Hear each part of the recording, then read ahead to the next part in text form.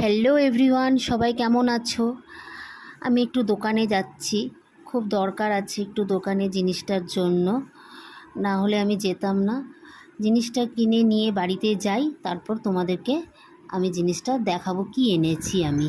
এই যে দোকানে গেলাম, তোমাদেরকে বললাম রাস্তায় যেতে যেতে নিয়ে আসলাম নিজের খুব দরকারি জিনিস, শ্যাম্পু শেষ হয়ে গেছিলো, মাথার তেল, কান চুলকানি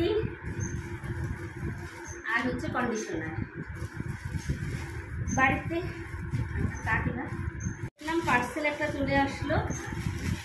এটা পার্সেল অর্ডার দিয়েছিলাম সংসারেরই।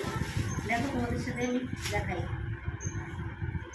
দেখুন অনেকগুলো এসেছে, 3, 4, 5, 6, 7, 8, 9, 10, 11, 12।